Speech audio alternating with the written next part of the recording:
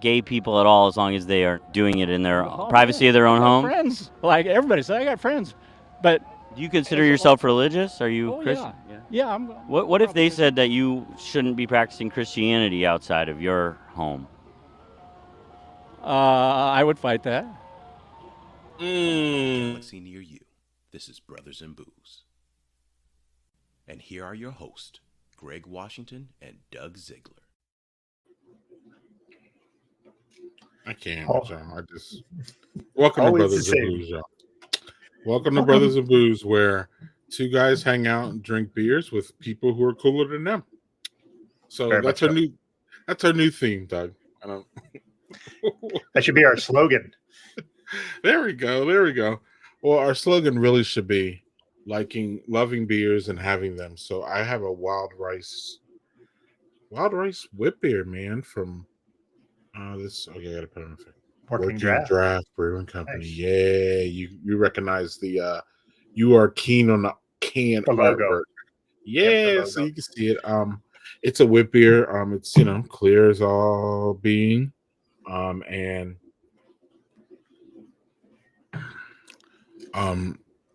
wow, it's really nice. I'm pretty sure that the rice really makes it lighter.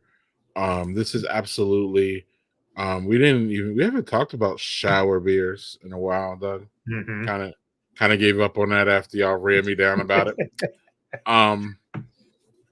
And I don't know, this is a really good one.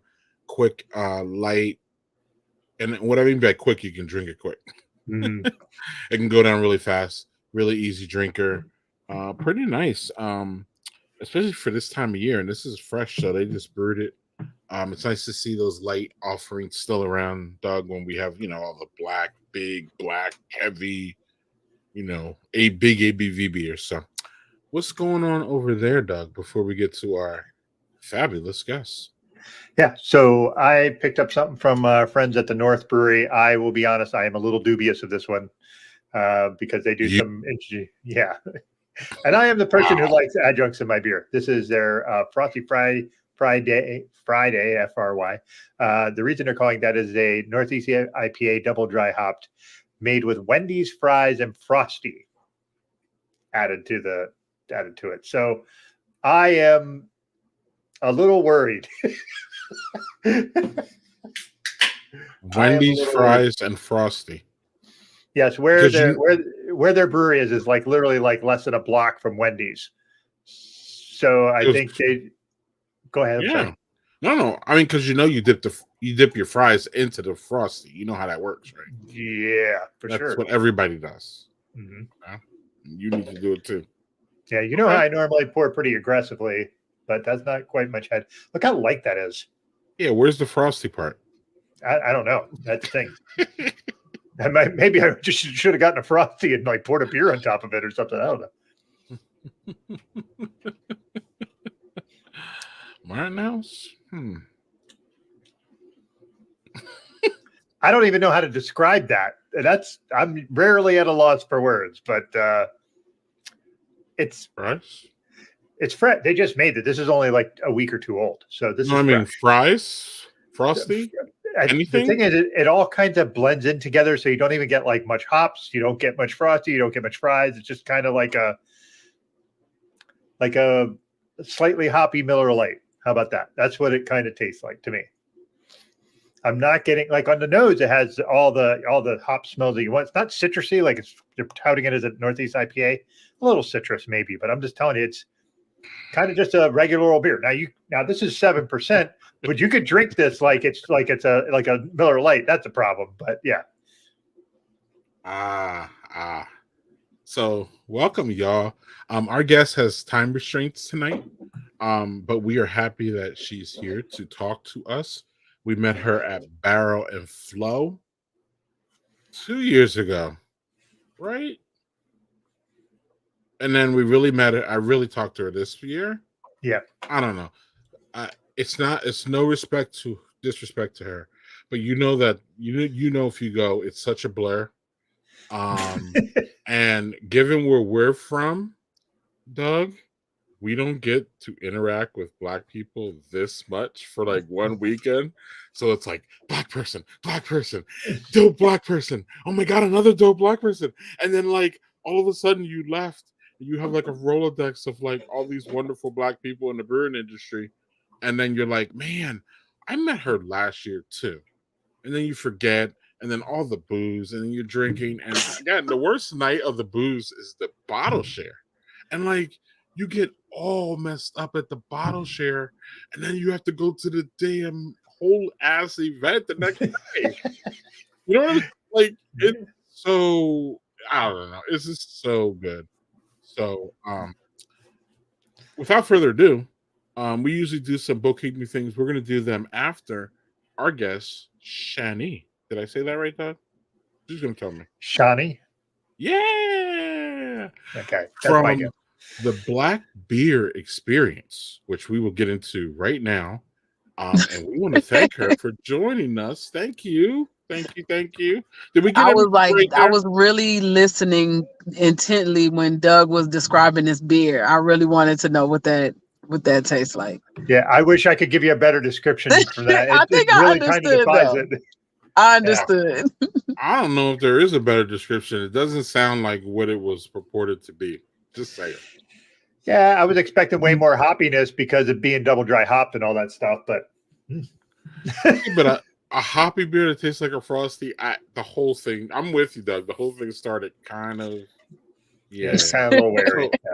Kind of like this podcast started kind of a little weird. So we're gonna get into our guests a little bit. What's up, Shani? How you doing? Hey. We had some fun at Barrel and Flow this year. And was I right? We met last year or even the year before. I think it was the year before because I didn't go last year, but we met the year before, and then like you said, really actually, spoke and got to know each other more this year. Right. And you know what I mean, you probably agree with what I was saying, which is it's a big weekend to take in and remember a lot of different things. Oh yeah, things are going so fast, and you just meeting all these good people, and there's just so much going on. You're just like, man. And often you remember Instagram name before you remember the actual name. So. That's true. That is true. So tell us a little bit about how you got into the beer industry. Obviously, Black folks are underrepresented generally as far as being targeted with beer, having our own organizations, clearly having our own breweries. So how did you jump in, and where were you exposed to beer? So I like to tell a story. It started off as a cheap date option. So back, I guess it's been about 10 years now. Groupon was actually somewhere that you would go and look for different things to do in the new city or, in the current city. And so it was easy. Breweries were just kind of really coming into play, and they weren't able to sell their beer yet. They could do a tour and you'll get a beer at the end, or you buy a pint glass and that gets you, X amount of beers. And so we would do the Groupons, and they had tours available, 2-for-1s and whatever. And so my now wife and I, we would go to different cities. We'll check Groupon out. Hey, let's go to this brewery. At one point, we just started liking the beer, and we were like, okay, we've done enough tours. We know how beer is made. So we would just start going to breweries. And then at this point, I didn't know all the legislation that was going on. You could start buying beer at breweries. And so I started to really enjoy beer, but I missed the opportunity to connect with Black people while doing it. I'm talking to all these cool people, but nobody's Black for real. And, you might see somebody across the brewery, one other person or couple, and, do the little head nod. And so I was telling my wife, I was like, man, I would love to just be able to get with Black people, drink beer, talk, maybe like once a month. And so she was like, look into it. And so I did, and I didn't find anything. So then she was like, well, create it. And so that's how the Black Beer experience came to be. Putting together different experiences or different gatherings, meetups, working with breweries to offer Black people a community within the craft beer industry. Can I ask a quick question that is slightly off topic? Is the black head nod different than the white head nod? Because here's the white head nod. Yes. It's you purse your lips. Mm-hmm. That's the white guy. It's a face out thing. Yeah, we throw our like head that's back. it. Yeah. We throw our head back, you gotta almost look up. And like, depending on how cool you are, the further back, and slow, it get a little deeper. I can't. I don't even got a follow up for that. Like, I don't know what the fuck's up with you tonight.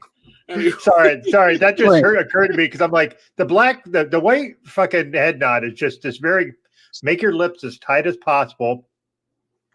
Mm-hmm. It often comes with a hand up. Hey, yep. There was or it's like I'll do this, then look immediately down and be on my way. Yes. Can I tell y'all what I'm drinking? Because I really want to shout out the brewery. Yeah, please do. Tenfold. It's a local brewery here in Nashville. That's why I'm located in Nashville, Tennessee. And so I asked the brewer, I was like, what beer would you like me to take on, to this podcast? And as I was asking him, I'm looking at the menu like, oh, there's a Scottish ale. I wish I would have known that. And he immediately was like, Howling Winds, the Scottish ale. And I was like, okay. I was like, you were enthusiastic about that. He was like, yeah, it's a recipe that he's perfected to how he wants it to taste. Mm-hmm. And he was like, this one has only been scaled up. It hasn't changed any of the actual recipe. He knows what he likes. It is tasty. I'm red cupping it tonight, people. This is not typically how I do it, but it's, darker. And she's not driving, by the way. She's at an event. Oh yeah, I'm parked. The car is running, but I'm parked. I'm going back in. There's not. Yeah. Mm-hmm. Yeah. We got to make sure I'm just not trying to run my battery out with the lights on, and then when I'm ready to leave, I'm stuck. Right. Then it's Uber time. So 10 Woods, is that in Nashville? That's in Nashville, you said, right? Tenfold. Tenfold. Yeah. Okay, sorry. Go ahead, Greg. Yeah. So this jumping off the Black Beer experience. So you created this about 10 years. So what exactly do y'all do? Like, y'all. So the Black Beer experience is 2018. I got into beer 10 years ago, but the Black Beer experience started in 2018. 5 years. All right. Yeah. Before that, I would travel. I go to different cities, and I still do it. And go to different breweries and okay, I wasn't prepared. I was like, oh no, this song start playing in my background. It was actually, that's why it took a little while. But anyway, go on. But yeah, so 5 years, and so we get together monthly and drink beer at different breweries. I've done clothing drives. We've done beer and cigar pairings. Just different ways, partnering with organizations, but just different ways to introduce the Black community to craft beer and the craft beer community to Black people, honestly. Mm-hmm. Excellent. So if y'all in Nashville, and I'm pretty sure, I could be wrong, Shani, you tell us, everybody's welcome, but you just created a space for Black folks. So obviously, if you have a friend who's white, you can bring them along, of course. Everybody's welcome to the meetup at the breweries. Everybody's welcome. We do have a Facebook page. A Facebook group that is just for us to gather, where Black people gather on Facebook. And I did that because I found in the craft beer groups, especially locally, you know, you might have different experiences at the brewery, and you just want to say your experience. It's not so much to say don't go and patronize these people, but this was my experience here. Y'all just need to be aware. And a lot of people would attack you for those posts. Mm-hmm. And so Mm-hmm. everybody, well, I didn't have that experience when I went. I'm like, nobody cares. This is my experience. This is what happened when I went there. I want people to be aware. And especially if you're a person of color, if you're a Black person, then you might need to be mindful, or just know that I have been treated like this. Right. And Right. and so that's why I started the Facebook group like that. But, you know, my thing is, if you come out and you want to be a part of the beer drinking community, then I mean, I'm trying to bridge the gap. So I'm not trying to exclude you in that way, Right. or exclude Right. anyone in that way. Right. Some people, it's almost always white folks who are like, well, am I invited? Why does this have to be curious? Yeah. And it's like, well, if you ask that question, no, you're not invited. So fuck you. Right. Can I show up? It's like, okay. But I mean, I understand nicely, that general question. Right. But then, really people, you could tell when people genuinely asking because, hey, I agree. I love what you're doing, and I don't want to overstep, and I don't want to, implant myself somewhere that I'm not supposed to be. But if y'all open to it, I'm down to show up. I'm like, yeah, those people, we can rock with you. Yeah. Come on, let's go. It's about the tone. It's about the way it's asked. You know what I mean? Right. If it's asked in a Karen fashion, no, we're good. You know what I mean? No, absolutely not. You're not invited. Right. But if it's asked in a, hey, I want to support, it's cool. I want to be around Black people too. Because I love to say everybody needs to be around more Black people. I don't care if you're Black or white. We all need it. So it's good food for the soul, is how I like to say it. So who's also good for the food for the soul is my friend Doug, actually. Oh, it is? Yeah, you are. Only when Shani, we're gonna get into this real quick, and Doug's not expecting it, but I was talking about it, okay? The only time Doug was not good for the soul was when I showed up to his house and his wonderful wife greeted me, his family greeted me. It was wonderful. Doug sets up this wonderful room for me. I had my own room. It was great. You know what I mean? He just shoved me on the sofa. He gave me a bed and everything. So, Doug and I, had some beers, had a good time. Doug goes upstairs. He's like, I'll see you in the morning. Okay, cool. Go to bed. Slipping into bed, Shani, and there was no top sheet. No flat sheet. And it wasn't horrible, but like it was just funny because so then after that, Doug and I went to a conference and we had a conversation about it, and we just didn't know it was such a polarized issue. So it really. So you know about this? So do you use a top sheet or a flat I sheet? use a top sheet. See, Doug? I use a top sheet, but let me tell you, my best friend does not. So I went to visit her, and we stayed over there, and I get in bed, and it's just a comforter, and I'm like, wait, this is too much. I don't want to commit to this amount of cover. I was like, you don't have like a top sheet? She was like, who uses a top sheet? No. Well, I want to blame it on white people, but I can't. So like, it's just especially considering a commenter there that just commented about it is not a white person. Put it up. Who is this? It's Jerry Richard. Okay, what? My guy. Now listen, I've said before, Shani, that my only deviation for that is if I'm staying at like a hotel or something, because they don't wash the comforters there. I wash the shit here. But you go to a hotel and you don't know what the fuck you're getting into. Understood. So, all right, Jerry. Well, how heavy is the top cover? I mean, is the comforter? Right. And then are you keeping the room cold enough for the ratio to be on point? That factors into this. You give me a top sheet. If you got it a little warm, okay, I could deal with it. If it's cold, I got the top sheet and I got the comforter. Right. But if you just gave me a comforter and it's hot, now I'm trying to figure out how I'm gonna have a little piece of cover because I can't be fully uncovered. I gotta at least have a little piece of cover on me. Right. And look at this. Someone has reformed themselves, dog. Maybe this could be your road at some point in your life. Maybe you think this is my Jeff road gets to it. redemption? Is the fucking top sheets? Hey man, I'm always gonna hold out hope. You're getting older. You're always open to new ideas, Doug. You're not. That is true. You're not a closed-minded person. I mean, you hated avocados and IPAs, and now you like them both, kind of.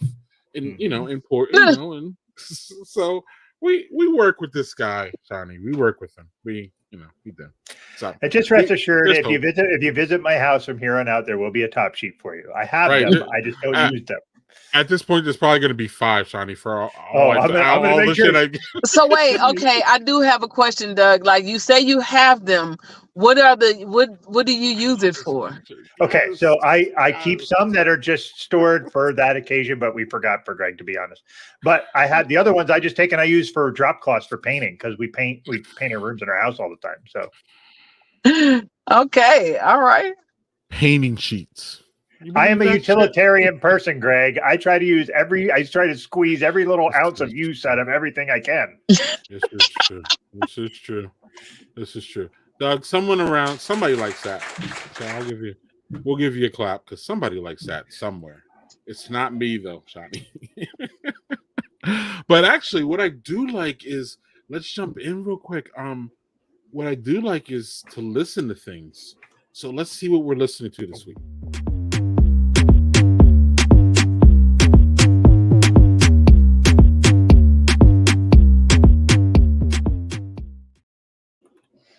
Right. Ladies first. Johnny, what are you listening to this week? So, Andre 3000's flute album. Yes, where that? It's right here. Yes. Yeah. Tell us a little bit about it. So of course it's not what people expected Andre 3000 to release, but I'm an Andre 3000 fan. He probably can do no wrong. But at me and my household, we listen to different types of music. There could be jazz on at some point, Afro beats, R&B, just kind of whatever our vibe is, there's always something going on. And so with him releasing this flute focused album, it gets play. It creates the vibe that we have in our house. I mean, it's not something we go to the club on, but Saturday chilling at the house and just have some background music. That's been Andre 3000. Yeah, he shocked everyone. He shocked everyone with this album because he said he was releasing an album, and I don't think he told anybody like it was going to be like a different thing. So then when it dropped, we're like, "What is this?" It didn't take that long though. If he said on Tuesday he was releasing an album, I think by Wednesday everybody was like, "It's a flute album," and then it dropped on Friday, and everybody was like, "Damn it, it's a flute album." Right. I've listened to this album. I like you, or I don't know if you did, but I ran to listen to it because I love him. Love Outkast. I mean, I grew up with that. Yeah. My oldest love son, Outkast. Yeah, my oldest son was born when Hey Ya was the #1 song. I always tell him about it. It's just great. I love it. But so yeah, I was really I really like it a lot. But I'm into that kind of music. I'm into that kind of, it's not the same kind of music as Outkast, and it's not the same type of music. So you wouldn't listen to, if you're in the mood for Outkast, listen to Outkast. If you're in the mood for Outkast, don't listen to the flute album. No, you can't. No, this is a specific type of vibe. Right. But I think what happens is, Shani, I think what you see, I think what it is that like people are used to what they're used to, and people like what they're used to, and they generally kind of don't like change. They say they don't, you know what I mean? So like, everybody's just like, man, it'd be nice to hear Andre 3000 without the rest of Outkast, and and it's just like, no, it's not. No, let the man evolve. Like, he's different. Let him show his talent. Let him do, yeah. Now listen, don't get me wrong. I still want him to release a rap album, but I can respect the, he's an artist, and he's, if you don't like it, then it's not for you. It's okay. He can venture out and do something different, something that pleases him. And, you take it or leave it. I would definitely say do not try to drive and listen to this album. You will be asleep. It is very relaxing. It is very relaxing. It's a relaxing album. It's a vibe. Don't. Yeah. No long distance road trips unless that's your jam. Right. But drink a couple of those THC seltzers that I like now. You'll be fine. You really be floating. Yeah, you be floating. So this is what I was listening to this week. So I listened to I was listening to Dr. Dre, The Chronic, right before last week's show, Doug, as preparation. The New Glarus podcast with Dan Carey is highly recommended, even if you don't drink New Glarus beers. They go into like almost each beer and how he made it and the history of New Glarus. It's really, really informative, fun. Dan Carey is a fascinating guy. Y'all probably know Deb Carey because she's a big, I don't want to call her a big Democrat, but she's a big, she does politics in a way that she's, trying to help her brewery and Wisconsin come up. So, New Glarus podcast, Modern Brews and Beats, y'all. That's from our friend Jerry Richard and our guest next week, right, Doug? Yeah, Tony Dunn. Yeah, so that I listen to them strictly for guest research. And then Parliament, Mothership Connection. I love Parliament, and they're just so funky. They were the one of the first funk bands, and I didn't realize the connection, but Dr. Dre, The Chronic has a lot of references to Parliament, especially that whole "Let Me Ride" song, which is one of the bangers on that album. The Chronic has. I mean, everybody should have. I mean, if you don't know Dr. Dre, The Chronic right now, what cave have you been in? What the fuck is your problem? That is one of the best rap albums, in my opinion, ever. Period. .n. So go listen to it. But Parliament is amazing. I know none of y'all have listened to Parliament because they got like 20, 30, 40 albums. They're just amazing. They're funky. They're nice. They're Saturday afternoon. Yep. There's Saturday night too, because you can put that on and dance. You can put it on Saturday afternoon and do your laundry and all that. Parliament is just amazing. So don't skip on them. And then those two podcasts are great. So that's what I listened to this week. Doug, you didn't have anything that you were listening to this week, but we got plenty for Doug. No worries. Yeah, I usually do, and I just didn't have anything this week. Yeah. Doug, no worries. But what we're going to worry about is your next beer. All right, so keeping in the weird combo of flavors motif, got something from Untitled Art. Ooh, this brewery close to my house. Yes, chocolate graham cracker pastry stout. Okay.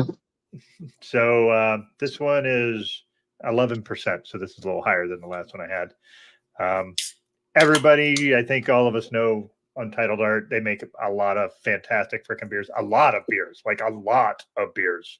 don't know how the hell they make everything they make. It's fucking crazy. It's a complex at this point. It's literally a complex. Yeah. So that one poured better. Like my aggressive pour worked that time. Oh, that just smells like chocolate and graham crackers. Like just it looked like it's gonna be a good time. I don't know who this is, Doug, but I like it. That's Jerry Richard. All he right, was thanking you for the shouting out his podcast. This is outstanding. Just the chocolate just runs throughout. You got graham crackers kind of there at the front, and then just that sort of roasty stout flavor right through with the chocolate, which blends super nice together. So yeah, as usual, Untitled Art does it right. Yes, they do. Shani, please tell us what takes you to Belize and what kind of ruckus did you get into down there? Oh man. So Belize was a good time. My wife's 40th birthday was November 27th. And so she wanted to initially do this 40 for 40, so 40 days abroad. But life happens. We had to scale it back. So we ended up doing 17 days abroad. And we did different parts of Belize. We did like there's the Garifuna culture. There's like the black settlers. They had their settlement day, which was the 19th, and our trip just aligned with that. But then once we saw that that was going on, we made that a part of our experience. And so that was really cool, taking in their culture and their dance and whatnot. Then we laid back and that was in Hopkins and Dangriga. Then we laid back in Placencia and drank with some of the bar owners and just had a real chill time, but we were connecting with people. We ate good too. My wife is plant-based, so we had some unique experiences around getting her some food. But we were eating at hostels and, homemade food and whatnot. Then for her actual birthday weekend, we went to San Pedro, and that was a party weekend. So there was a little debauchery there, as much as we could for almost 40-year-old and 40-year-olds. So we were taking shots of rum, tequila. I mean, we were really living it up. I think we all felt it on Monday. Everybody was really chill. So we had a very laid back birthday celebration. And then we went to we had friends come in town for San Pedro as well. So when we all dispersed, we went to San Ignacio, Belize, which is inland and closer to Guatemala, which is like a 30-minute drive to the border. So we did some of the Mayan ruins. We rode over to Guatemala and did Tikal and did that ruins and then came back. So that was like a day trip. But we drank good. We partied just as much as we needed. We drank with the locals. We ate with the locals. It was just a good experience. There was a couple negatives. One being like the sand flies or sand fleas. Man, we got tore up. We were itching for like the whole trip. Yeah, there's a derivative of that almost everywhere. Like when my wife and I went to Scotland, it's midges, which are like the same size as those sand fleas, but they're like you see them in like swarms and they just come after you. It's terrible. But the sand fleas, are they just at the beach or are they everywhere? They're just at the beach. Okay. And so while we were being a part of the, so they would mainly be like, I guess the morning and the evenings, like in the middle of the day, hot, you can be on the beach and they aren't as bad. But there was, for actual settlement day, which was the 19th, there was a 6 a.m. Reenactment on the beach. And so there were boats and there was dancing and drums and this whole dope experience. And so you get caught up in it. I didn't realize that I was getting tore up at that time. So I'm sitting on a bench, like waiting for them to come back and just watching everything that's going on. Whole back of my legs just like, look like a Nestle Crunch bar. It was rough. It was rough.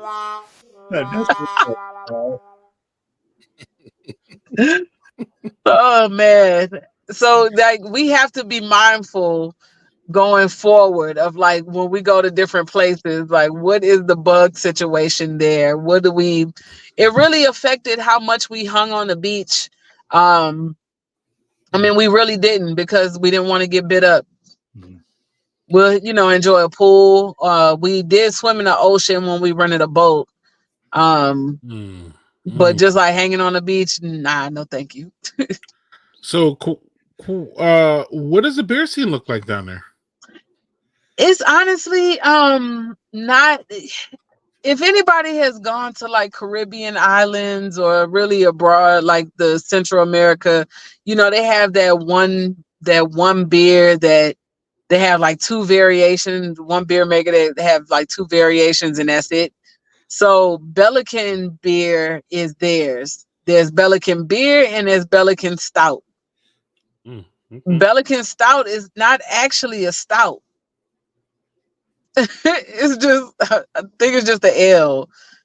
But I could be wrong. I think I only had one, and that was after a couple. So I was mainly drinking Belican beers. But on the way to Placencia, as we were coming in, there was Hobbs Brewing. So that was a little, I was like, I had done some research to see what was available, and I knew they had this brewery 25 Brewing, but that 25 Brewing is really just like the craft beer arm of Belican beer. So they make, it's craft beer. It was good craft beer, but it's corporate owned, if you will. And so Hobbs Brewing did not give me that, but I also haven't done research beyond it because I was surprised by it. I wasn't expecting it. So it was a beer barge. And so there's like kind of this boat that you walk up the ramp, and they had some good options. I mean, it was good craft beer. I was asking where it was brewed, and he was like on the other side. And I was, looking for the telltale signs of like a brewery on the other side, or, a space to brew. Yeah. But I didn't see anything. So I was like, okay. But now I want to Google it. Doug, any follow-ups on Belize? Not really. I did, other than just, I think like you're right. I've only been to the Caribbean once, and we went to a few islands. It was a cruise, and every island has like their brewery, like just one brewery, and that's what you get. But I feel like it's because they have like 5 different rum distilleries on every. Yeah. Like if they you want actually rum, only you had get one. rum. They only had one rum distillery that was it wasn't even the distillery, it was a tasting room, but it was Tiburon rum. It was delicious. It was, the matter of fact, we bought a couple bottles because it was good, but they didn't have much. Yeah, rum from the Caribbean is at another level. Like, I think we have been inundated with our, the rums that we got. I think when you go down there, you get like that, quote, basically craft rum. You know what I mean? Like and it's close to the, the distillery and everything. It just tastes different.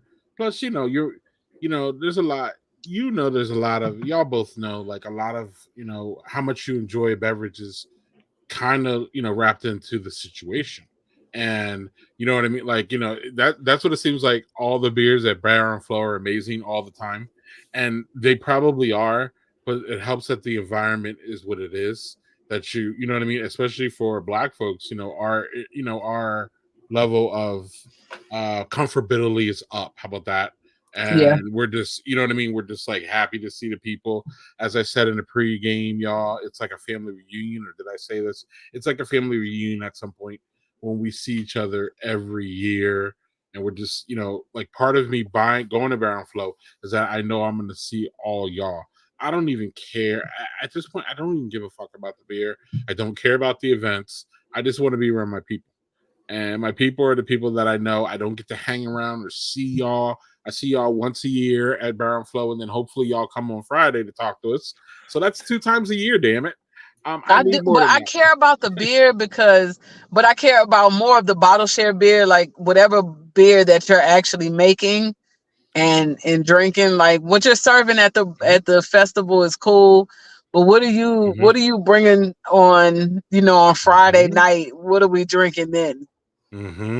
Because a lot of that stuff doesn't get to Saturday. We know. Nope. It does not. Right. So we're all like coloring and all that. So Doug, I don't know if this beer would get to Saturday. It is called Doom Scoops. Doug. I love that Yeah, what you gonna say?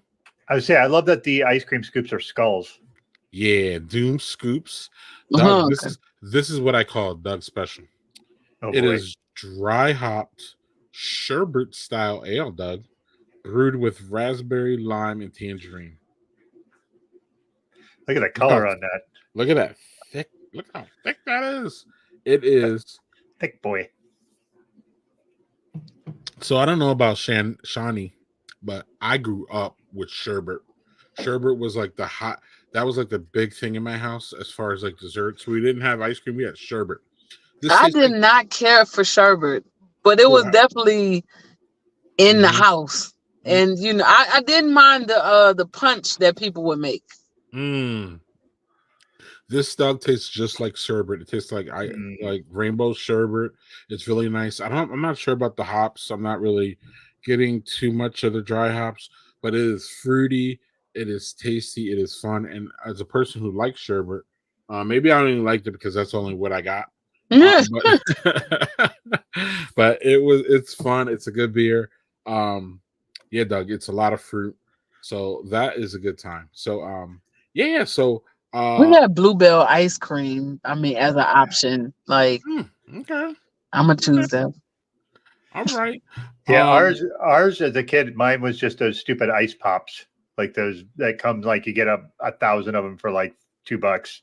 Oh yeah, those were very yes. Right. Well, while we're on food, I just want to let everybody know that it is National Fruitcake Month, and that's cool for y'all who like fruitcake. But why the hell would you eat that shit? That's my question. My dad enjoys fruitcake. My grandmother loved it. My grandmother loved it. It was so She awesome. loved it. My dad enjoys it. My mama eat it. And then my sister-in-law's mom, or I might be her grandmother, but she makes it. And then my parents get one every Christmas. So but I don't need it ever. And it was also one that my grandmother thought that it was cool to try to force on me every year. Like I tried for so many years. She knew.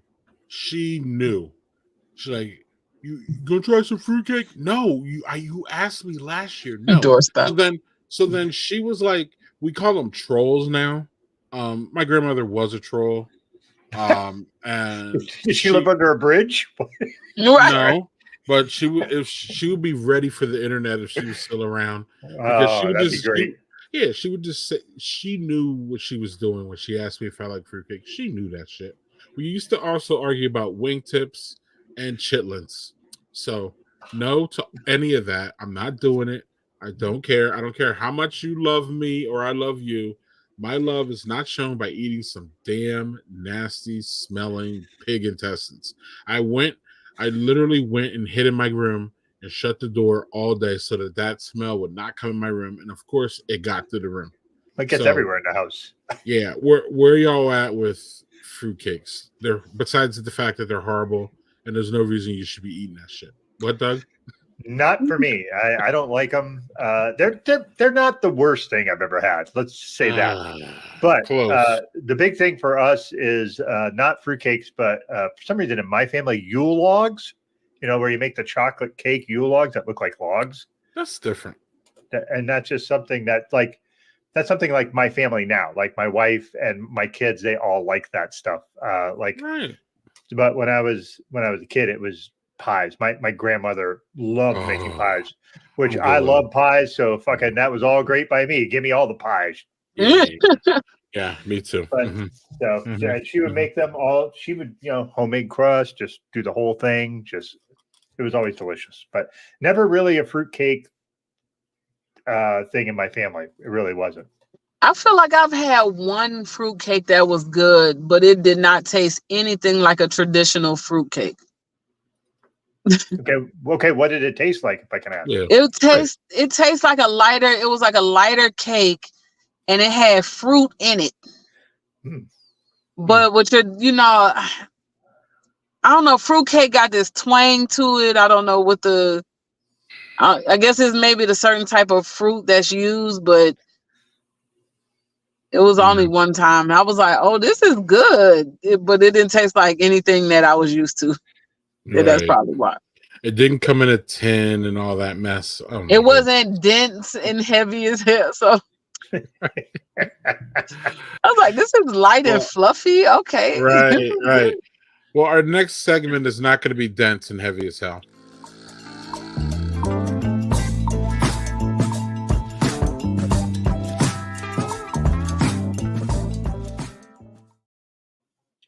What you think the music's like? Don't do that. Anyway, Sorry, I love those segues. I know, but people have made comments about that one specifically. I don't care. I don't care. I love it. All right. Well, we played the ladies' first game here. So, Shani, what are you watching? Well, one of the things I'm watching is Squid Games. I guess it's the challenge. Yeah, it's the game show. And I mean, I'm good with it, but also it's like they're not dying. That was the appeal of Squid Game. That was the appeal of Squid Game. So I feel like this should be really big money and your life should be in danger. So you want a real life Squid Game? I mean, yeah, if you're gonna really if we're gonna call it Squid Games, like take them out. Get them out of there. People suing. They was talking about poor conditions. Like, you're lucky you're alive. Please shut up. Like, the way the game was supposed to go, you should be dying. But all you had to deal with was a little cold, a little hot. I don't know. Like, you fine. But is it as good as so I would assume that you jumped in on the challenge because you watched the regular show. So is it as good as the regular show? It's not as good as the regular show because again, people don't die. People don't die, but it's not in a bad not in a I want people to die way, but that just added another layer to the whole show. And so the TV show was better, but it's kind of cool to see people do some of the same games that like they did in Squid Games. Y'all wildin'. Yeah. And then Billions, I was sad about that. I finally got easy access to it because Showtime is under Paramount Plus now, which I have. But then it was the last season of Billions. And so that series is off. But it was just really a great show. What's the premise? Or what's the plot? Traders changing up and making decisions for the world, but also for the country. Well, I guess the world too, but for the country. But also they have the other side is the political side where they're fighting and trying to get trying to take the traders down. So it's Wall Street, stuff big too. Money. Shadowy, Wall Street. Right. Behind the scenes, shadowy. Yeah. People making backdoor deals and okay. Yeah, see. And then Suits was just really a good opportunity. It was one of those long seasons, especially because it was in the height of the writer's strike that I was watching it. And the actors' strike. So it was long. I could watch it from the beginning to the end. But it was a good show. All right. They're supposed to be rebooting that. I think they bringing on a West Coast version or something. Wasn't Meghan Markle on Suits for a while? Yep. Yeah.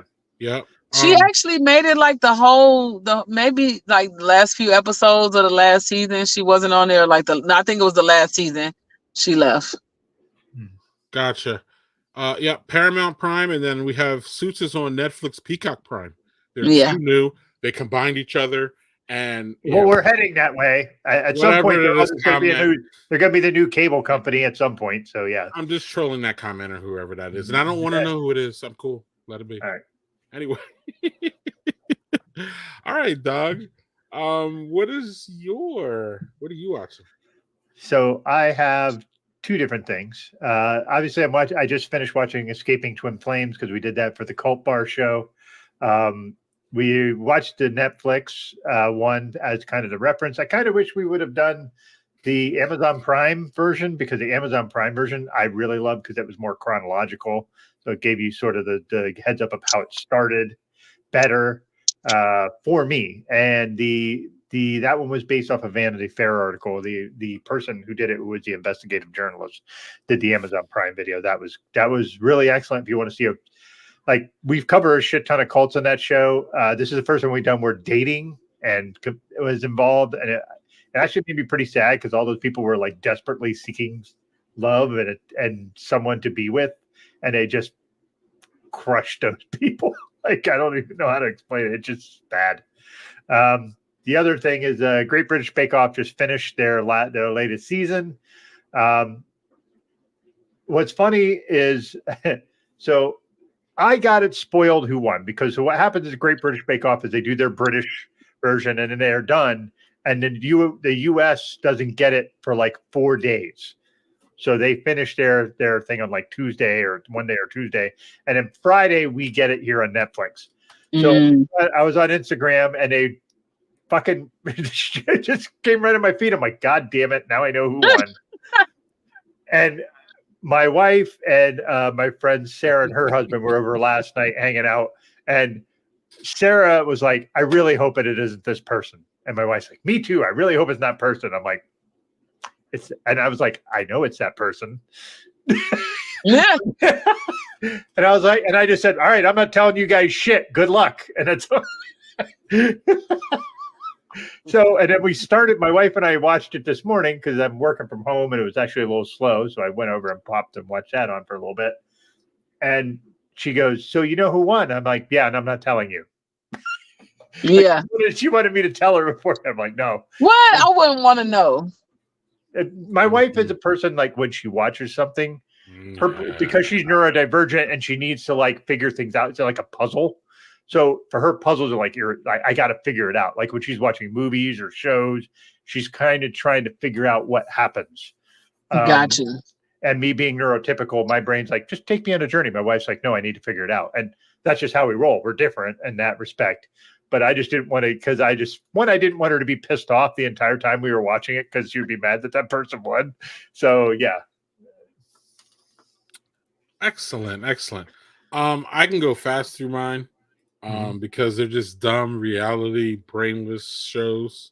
I'm watching The Amazing Race and The Challenge. And the funny thing about this, Doug, which I'm sure you'll enjoy, is that Shani, one of the things that people who watch the stream a lot know about me is that I really want to binge a show. So unlike Doug, I will wait till that show is over and then I'll be like, I'm gonna watch 15 straight hours of this one show, stay up all night, and I need to watch it. Now these two shows are coming out week by week. And for some reason, Doug, I'm caught into the week by week thing. Partially it's because if I get on, I follow all these dumb things on X or Twitter, and if I get on there, that shit's gonna be spoiled. So then I don't want it to be spoiled, Doug. So then I have to like go through. The Amazing Race is fun. They travel the world and see a whole bunch of things, and it's kind of like one of those things that I'm like, oh, that would be awesome to do. But it'd be even better if I just sit on my ass and watch them do it. And then The Challenge is this drama. It's this dumb, made-up reality show drama. That's all it is. So they have those people from like Road Rules and Real World. Is Real World still a thing? I believe it is. And they put them all together in a house, and then they do dumb challenges. Shani, it's really dumb. I wouldn't recommend anybody to watch it. Actually, I'm just telling you. I'm not saying watch it. I'm just telling you what I'm watching. How about that? Normally, this is a time, Shani, where we talk. We're like, "Hey, watch the show. It's good." I'm telling y'all not to watch the channel. Don't do it. Don't do it. Don't. Come on. There's definitely better things to waste your time on, like Love Is Blind or something, dog. You ever see that mess, Shani? You ever see that mess? I have not watched it. I've watched commentary on like Facebook, people just posting, It's a mess. It's always a mess. It is such a train wreck. In fact, I haven't seen the last. I'm too behind, Doug. but we got the holidays coming up here, Doug. So you Yeah, know I could me, enjoy I'm that. a binger. Yeah, I'm a binger. I can't. Once it starts, it needs to end. Like that's how I am. Like once, and I know I can end it too. It's just a race to the end, and it's a bad. I don't even want to call it addiction. Habit. How about that? It's a bad habit. So what's not a bad habit, Doug, is that I don't know if you want to get to your third before we let our guest go because she has time restraints and she wants to get into her function. Yep. And we want her to get to her function. It's the holidays, and man, holidays are stressful. I'm not even going to try to budge. Doug, we'll talk about that during our Christmas episode coming up Yep. here in 2 weeks, y'all. So join into that if you want to talk about Christmas, how wonderful it is and how stressful it is at the same damn time. And Doug, you're wonderful and stressful too, so I can relate. What you have anything before we you want to do your third before we let Shani go, or you? Yeah, because I'd like to hear our guest's opinion on this. Yeah, let's hear it. So I think our guy Jerry Richard actually. Was it Jerry Richard? No, who had it? Yeah. Did he have this? No, it was Rod J. He had the Dragon's Milk. It was Rod J. Yes, other black guy. Sorry. Dragon's Milk Reserve Oatmeal Stout. So this is when I was in Ohio. I went a little nuts and probably bought more beer than I should have there, but it's a whole bunch of stuff I can't get, and this is one of them. And I'm a giant Dragon's Milk fan. I had their s'more one last week, which was just dynamite. That was awesome. And my fancy Dragon's Milk glass. Ta-da! Okay, you prepared. Well, that was from one of my friends whose boyfriend actually works at the brewery. Nice. So they sent me like a care package with some of the stuff, but like, look at you. Look at how fancy that looks. Yeah, I made sure that they had some beer sent back to them, like a lot of beer. So Doug overdoes the beer thing. He does. I'm not complaining. I'm just you have benefited from that, Greg, by the way. Too many times, literally. Oh, that almost tastes more like a sugar cookie than an oatmeal cookie to me, but yeah, so like I'm more like a sugar cookie beer, but interesting. Does it have that mouthfeel of like an oatmeal stout? No, it tastes more like a malt beverage. Weirdly, so like a malt beverage, but like a sugar cookie malt beverage. What is that? It's a little too dark, but this is a Death Raptor Killer IPA by Monday Night Brewing. Yeah. What makes a killer? I don't know. What is it like? But it's good. It's easy drinking. Oh, okay. Monday night, they started in Atlanta. That was one of the first breweries that I went to. Sweetwater was the first, but Monday night was probably where I had the most fun at a brewery for like the first time. You like paid for a glass and you got four tickets, and so I got 4 pints that day, so I was feeling good. Not bad. Yeah, and then now they have Monday Night Garage, which is close to my brother's house where we hang out, and it's easy for me to just swing over there. But now they're in Nashville, so I still swing over there. It's an easy place for me to work. But this Death Raptor, the Killer IPA, it's just a solid IPA, easy. Well, I say easy drinking. It's a little bitter. Like I like them. Dank. The way I like my IPAs, honestly. Right. And again, for those who just tuned in, Shani's at an event, so she's not going to drive. She's going to get out of her car and go to the event and hang out with her wife and all that. So just came late. Because the whole drinking in the car thing, I'm sure people are like, "What is she doing?" Like, no, we don't promote that. We ain't about that. She'll probably hang out a couple hours. Hold on a minute, red light. Hold on a minute. Yeah. No, I'm just kidding. No. Hold on. There's a cop driving by. Hold on. Right. Hold on. Put my drink down. Put my drink down. She's driving while black, so she won't get far on that shit, dog. It ain't gonna happen.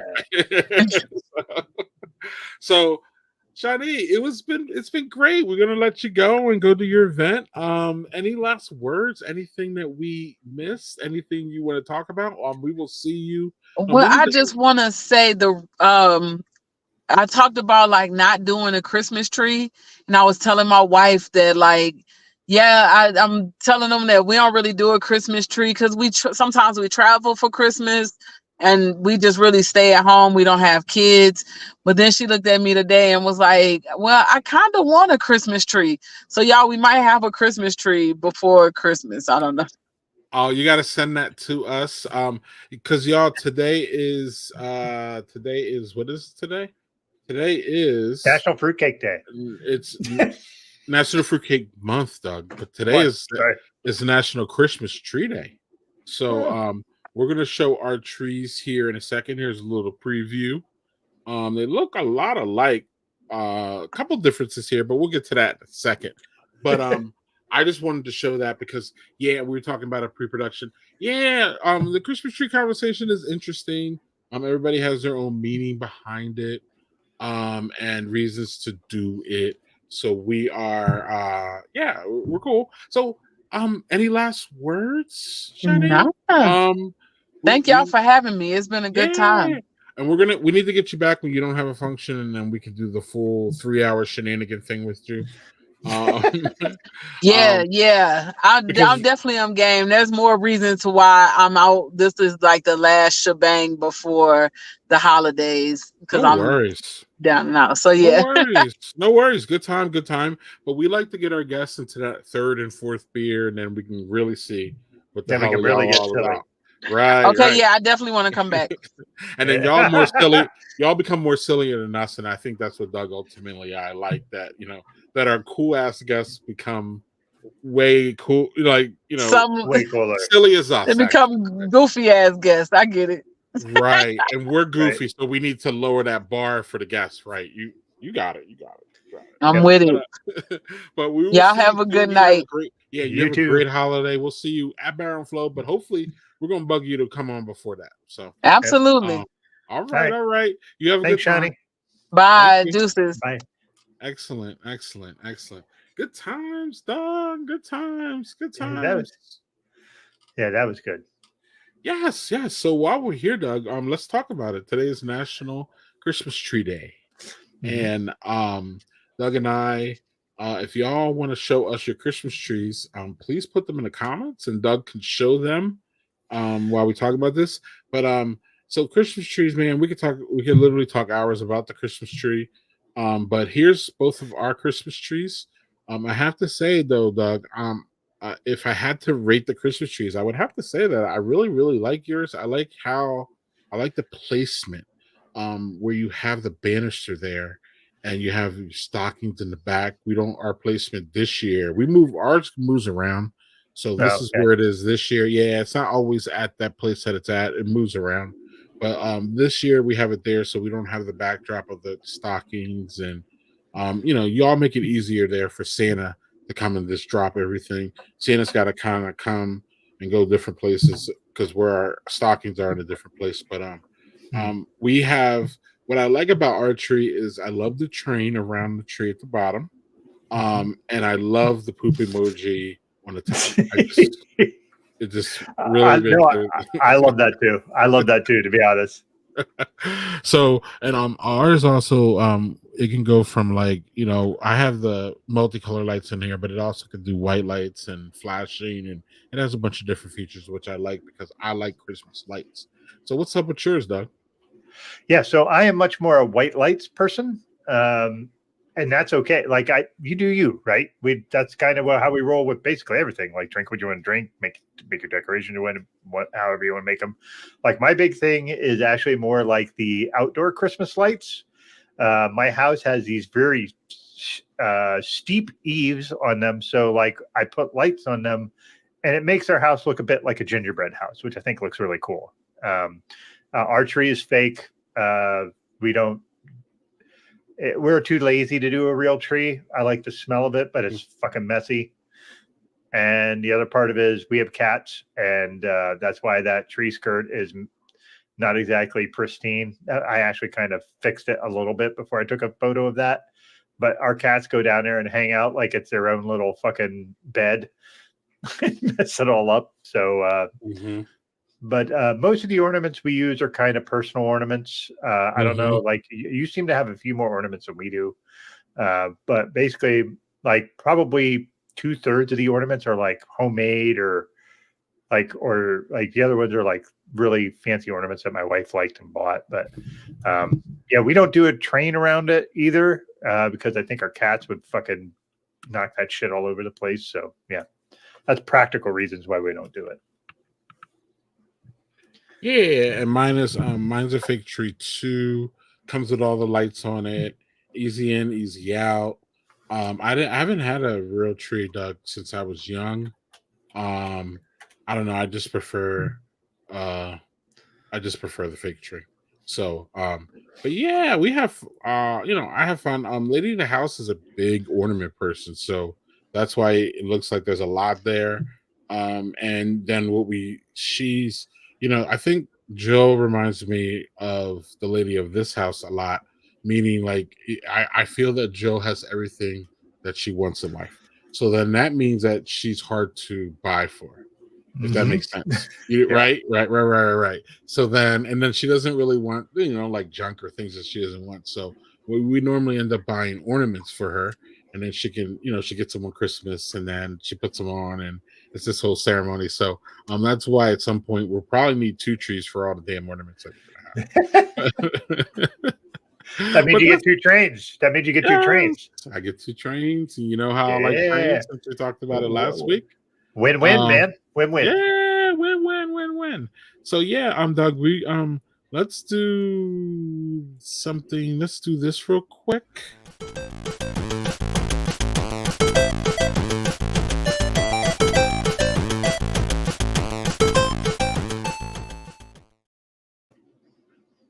We are playing the same thing as last week. I think Alan Wake's going to take some time for Doug to go through. Yep. One of those like 30, 40-hour games. Like, people missed the last week, Doug. You can quickly recap all of it.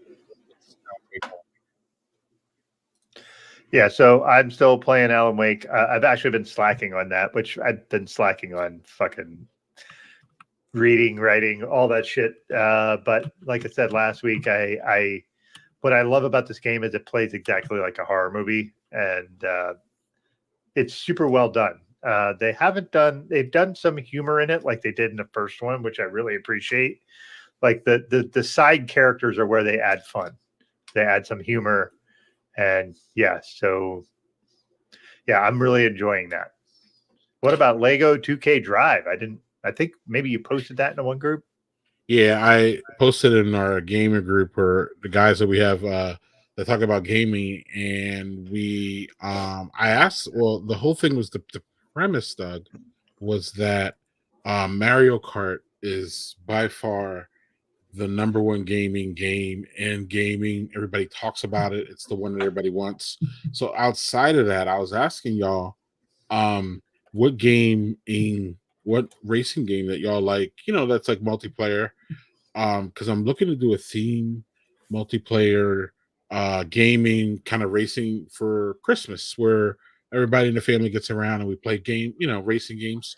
For Thanksgiving, we did fighting games. So we did Street Fighter, Mortal Kombat, Tekken, and we had a good time fighting each other the whole day, and it was pretty fun. So I wanted to do that with gaming. So I asked y'all, what's up with racing games? I can't find any ones that are good at some Mario Kart, and I'm still waiting for my answer 3 days later, Doug. So I guess the answer is from a bunch of gamers that there isn't one.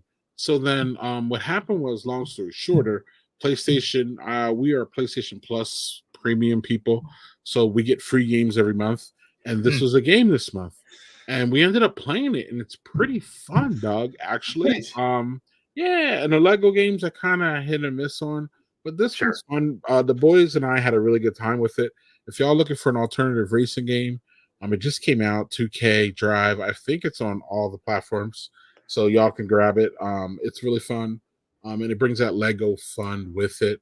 And if y'all looking for another racing game outside of Mario Kart, and then they have like Forza and Gran Turismo. Yeah, those are only one player though, generally, or even two at most. I was kind of looking for multiplayer. So, 2K is that. That's pretty good. It's fun. If y'all know any, please in the comments hit us up if y'all know any good racing games. What's going on, Doug?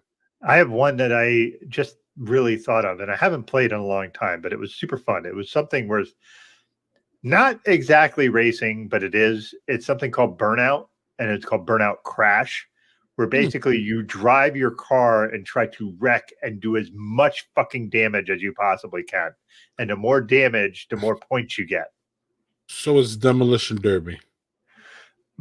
But like racing, but with Demolition Derby. Like, you know, Demolition Derby is about just fucking bash it. No, this is like right. Yeah, it's silly. It's not like full on racing where you're just trying to beat somebody, but you're beating somebody and trying to get the totality of damage you do. So yeah. All right. Let's see here. We'll do this now, Doug.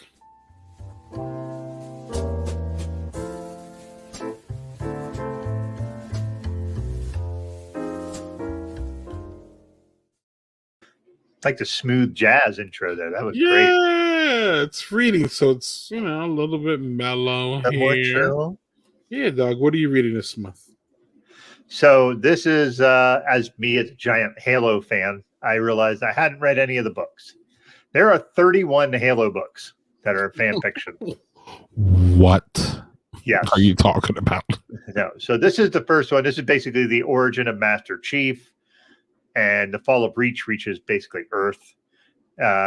It's been pretty interesting. I'm actually doing an audiobook style because I have been just terrible about sitting down to read.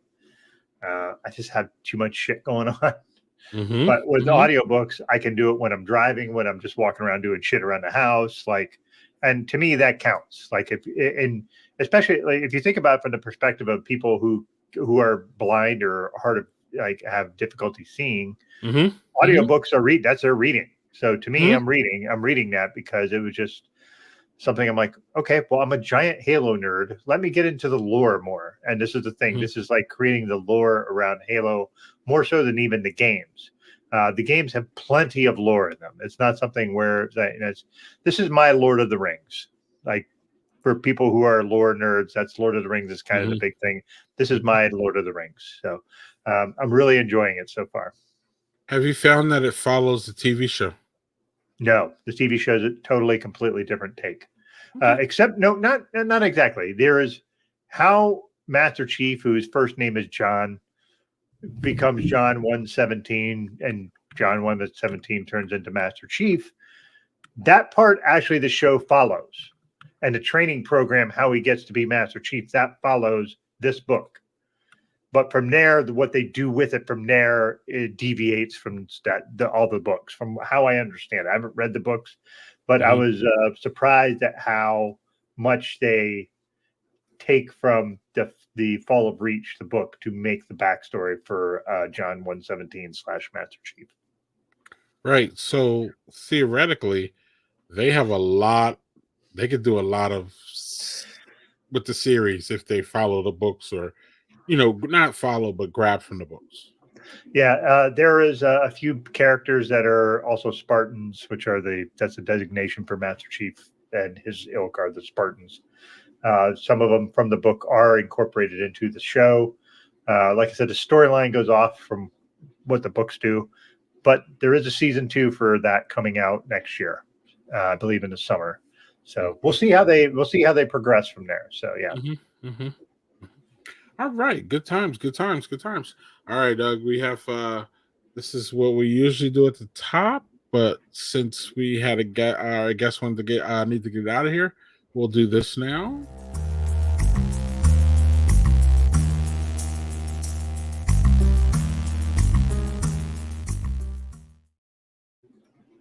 Mostly good news. Mostly good news with our past guest news, and we like that because we like our guests. We will start with our friend Jeremy Lambert. Yeah. The 4th out of the 6 series of Dark Spaces comes out, or just recently came out. It's Kindle only, y'all. but it's a cheap buy at $3.99, and you can see the premise there. It's a graphic novel, as that's Jeremy's wheel or part of Jeremy's wheelhouse. Jeremy does a lot of different things. Yeah, that dude has his fingers in a lot of pies, as his phrase goes. He does a lot of things. Yeah, absolutely. So this is that recently came out. I got my Amazon alert on that. I haven't read this series yet, but you know me, Doug. I'll probably just buy them all on binge. Yep. So you do everything. right. So we'll wait for all of them to come out. But shout out to Jeremy for continuing to work and being able to publish his stuff, and that's fun stuff there. So that is one of them. Let's jump into I wouldn't call it bad news, but semi-interesting news, which is our friend Mike Andrews Jr., who was on here a long time ago. Yeah. Mike Andrews Jr. has been in a hospital and has not been able to work. But so he is hustling some of his photography. So the link is on my Twitter page, y'all. I tweeted it out earlier. I'm going to be making my purchase this weekend because I have a place that I want. But as many as you know, I'm currently not at work and I'm getting disability. But he's missing out on overtime, not making enough to make ends meet. So he's basically selling a lot of photography that he did on the side coming up. So check that out. You can find the link on my Twitter, y'all.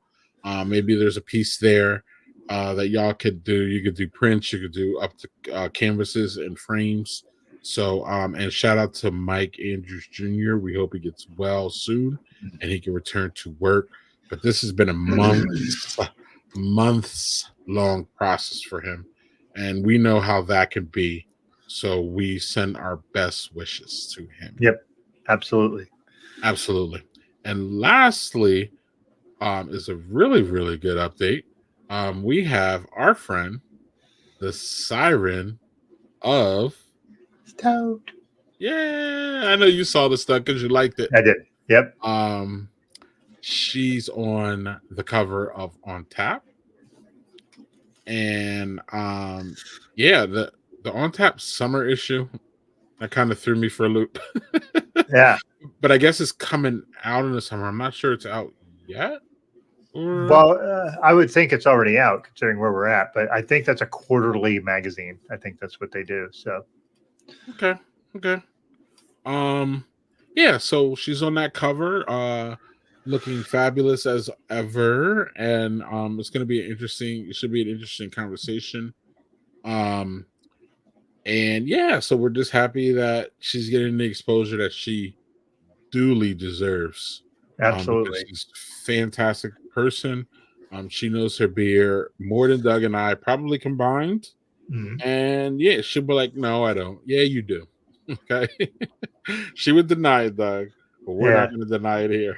Any comments on the Sirens of Stout or Siren? No, that's just a ritually deserved thing for her. She busts her ass. She makes great content. She's really funny, really engaging, knows a lot of stuff, and good on her. And I remember I'd seen her on TikTok, and when we were at Barrow and Flow, not this past year, but the year before, I was like, oh shit, I want to go talk to her. And you're like, who? And I was like, because you didn't do TikTok stuff, so you're like, you were just didn't know, right? And then I went and talked to her, and she was just as awesome in person as she is on that. So you're like, get over here and talk, get over here and meet her, and like it was one of the only times that you've literally almost grabbed me. And then I started talking to her, and a half an hour later, Doug was gone, and I was still running my mouth with her. Yeah, but that's the thing. That was at the bottle share, which, as we talked earlier, is like once you get going on the bottle share, you don't know where the night's going to go because it can just right. But she's engaging, fun, and y'all can look up. Go to Daddy Porter's. Go to Daddy Porter YouTube, and if you put in Siren of Sound, it'll come right up. Siren of Stout. Siren of Stout. Oof. Siren of Sound. Okay, we should book her too. No, go right ahead. Siren of Sound. Wrong. The thing is, if she's a siren and she's a siren of sound, that is not good because then she will lead us to our deaths because that's what sirens do. Oof. Oh, so she's gonna lead us to stouts. Uh-huh. Ah. So, Doug, we're gonna cut this one short. I'm gonna go pick up my son. No, I'm not driving. My oldest son will drive, and I have to sit in the passenger seat because he's still learning how to drive. So, my oldest son will drive to get my youngest son from work, and it's his first job at a supermarket, and he absolutely loves it. And I love Ah, that he loves it. Yeah, I love that he loves it. It's great. Good times, good times. But he books Fridays, so sometimes if I can, I will ditch out of Brothers and Booze if I can. And our guests had a time limit, so it made it real easy.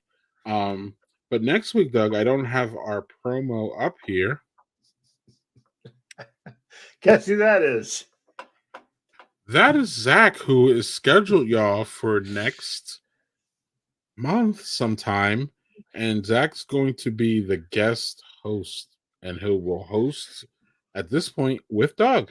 And I will not be on screen. I will be behind screen, ready to rip Zach off of the live stream if he says something or does something that is not appropriate.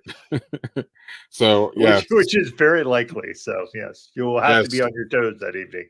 we're going to turn the tables. It's going to be the black man policing the white man. So we're gonna have that going on. That'll be fun. Zach does not have a guest yet. Oh, he's got graphics. He's got topics. Do you have a guest, Zach? We need you to have a guest. You're not the guest, Zach. You can't expect me to contain him. Right. That's not going to So- happen. That's why we need a guest. Right.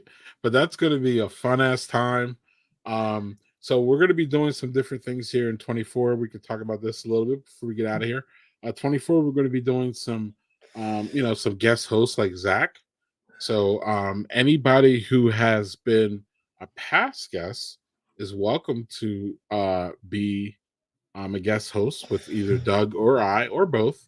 But we kind of like to have just two guests and a guest. So we probably have you paired up with one of us and have a guest come in, and we're going to do some takeovers. One of the takeovers that we're going to do, we're going to start the year with the Badger Beer Hour taking over Brothers and Booze. So that would be Landon.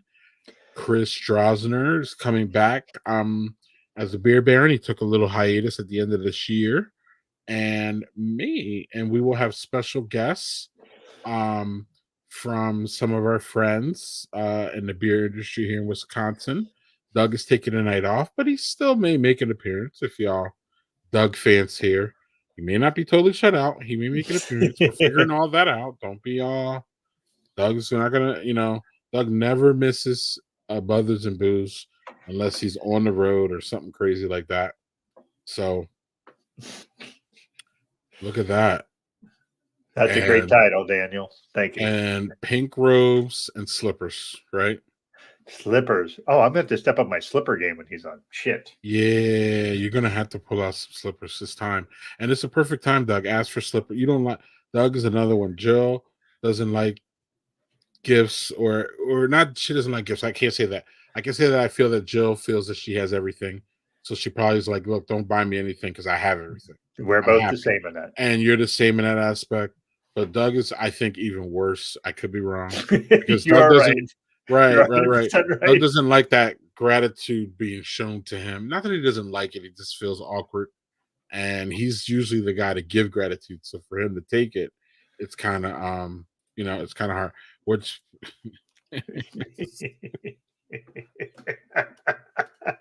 we might be shooting the guest host in the space. You never know what's going to happen. We don't know. You never know. Shoot him And at the it's hard- airlock. Let's go. Yeah, and we also recently passed Zach as far as Zach's episode was the second longest Brothers and Booze now since this crazy style show we had a couple weeks ago passed him. So we're going to be looking for Zach I to miss want to Matt. stay on. Yeah, Zach's going to want to stay on and make it. He's going to want to. We'll see if it happens. If he doesn't have a guest, Zach, it can't happen, bro. How but Zach, you think you can just hold this audience for 4 hours? You really think you got enough vinyl, Zach? You got enough? Well, slippers? please don't say that Yeah. because I'm sure he has enough vinyl. That dude has vinyl for days. So I think he would have enough vinyl. But yeah, let's try to keep it in check. Right. Oh, look at that. We're gonna have cardigans, slippers, and beer. I can't handle. Oh no. Is that Zach? I'm gonna drink 10 beers, 40 years of beer. Of course. Of course. Of course. All right. All right, Okay. Doug. We're gonna wrap this bad boy up right now. And y'all know how we do that. We do it with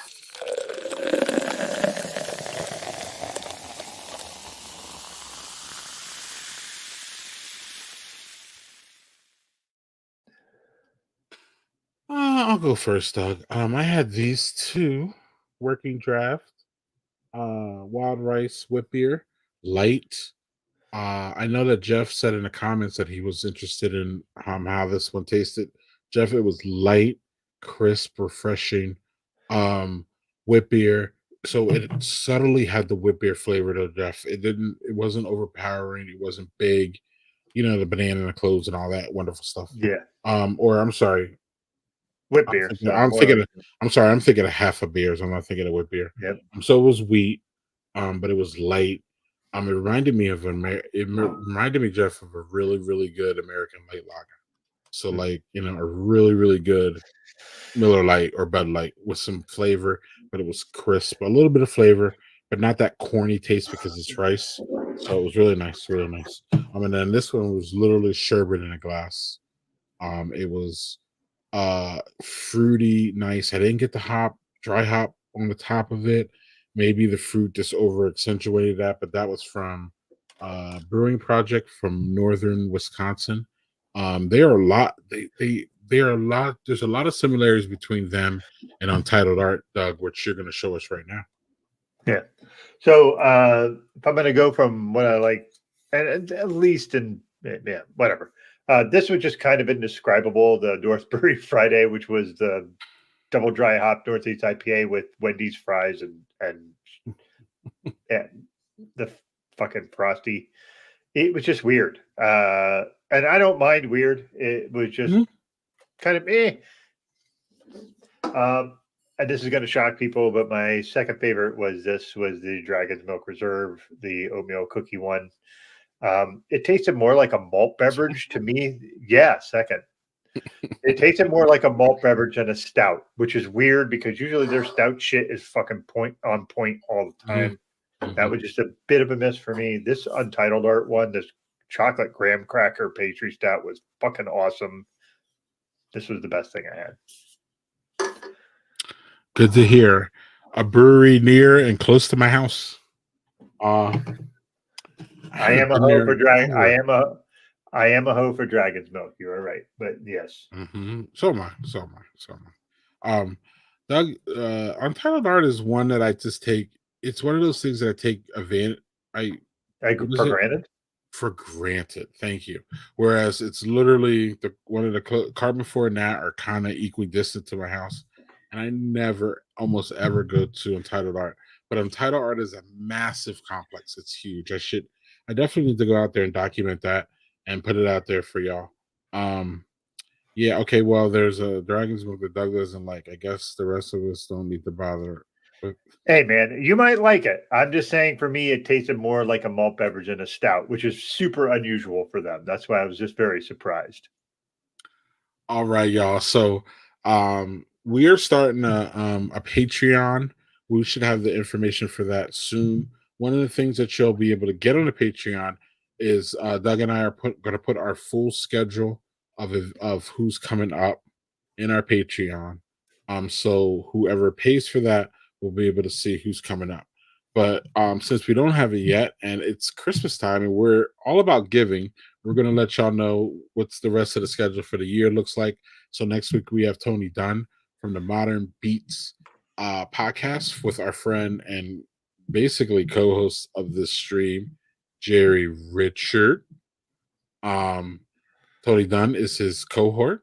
And so we'll get into that. We'll get into Doug's appearance on that podcast and everything. That'll be fun. We'll talk music and all that. So that's next week.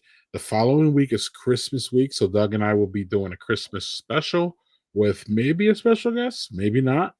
Maybe it'll just be Doug and I talking about Christmas, what it means to us, the rituals, what's going on, good Christmas stories. We would love to hear y'all's Christmas stories if y'all even want to send them in or just bring them to the comments. We'll be looking forward to that. And then the last show of this year will be with our friend Alo Galinsky, right? Is that his last? Alo Galinsky? Yep. Who is a certified Cicerone, a beer concierge, a well-traveled beer person that I met at the Beer Bloggers Conference. He's a fun guy. He's a great human being. And that'll be great to end the year. And then y'all know the first show of the year is the takeover of the Badger Beer Hour. So you will get a full dose of Badger Beer Hour. It will be for everybody, even though Badger Beer Hour is Wisconsin centric. We will. It won't be just if you all see the Badger Beer Hour. It will be nothing like the Badger Beer Hour. Only in the aspect it'll be the host, but we're going to import our shenanigans, Brothers and Booze shenanigans, into the format of Badger Beer Hour. So you'll see a different side of Landon and Chris, because Chris generally, especially in the Badger Beer Hour, is journalist Chris. And we rarely get this. I mean, we see some of his personality, but we're really going to see his personality. Yeah, well, we've had him on this here before, where he wasn't like the journalist, and that was fun. Sure, but I'm gonna get more out of him this time. I'm already warning you. Yeah. I'm already gonna, we're gonna get him in something else besides the plaid shirt, and then we're gonna. Can you get Landon without a hat? I don't. That's even rougher. You're asking. So you have to get Landon without a hat and Chris without a collared shirt. Right. And I'm literally about to clip this clip and send it to them. Just so they know what they're getting into. But we're gonna have BIB. Hey, I might not be on there, but I'm gonna be commenting. They're gonna regret that decision, but that'll be fun. Oh, cool. So you're gonna turn it into Zach. Okay. All right, we can do that. No. I can't be Zach. Zach's Zach. There's nobody like him. So yes. Yes. Woohoo. Alo. Yes. Yep. Alo's great.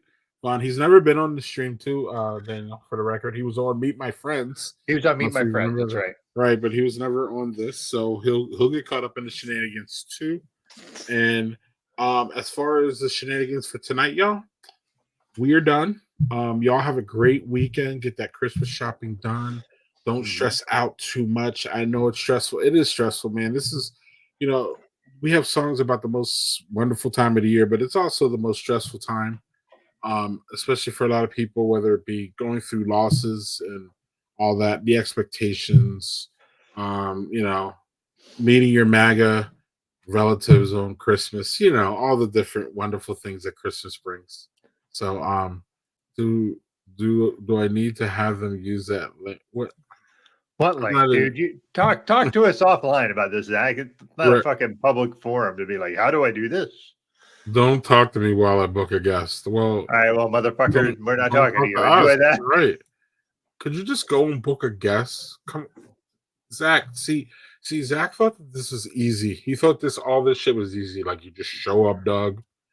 You just put your pretty face in front of the camera. And all of it, the host chat. Zach's going to be running the host chat, y'all. So I don't even know. Yeah, good luck. That. That's going to be nuts. The whole thing is this. I like how you said, well, Doug's going to be doing that. You didn't take. You're like, you did. Greg's like, no, Doug, you're going to do that. Thanks. I get to run Zach. This is going to be fun. Right. What am I going to do behind the scenes? Like, what the hell? Zach, I don't even know why I'm responding to him. So I'm done. Doug, it was fun. Next week we got Tony, so that'll be great. Podcast veteran. Get your conspiracy hat on because he loves conspiracy theories. Just a forewarning. It's going to be fun. Oh, really? Yeah, it was something we discussed on their podcast. Okay. So it'll be fun. All right, Doug. All right. We will see y'all next week. Y'all have a great week. Cheers, folks.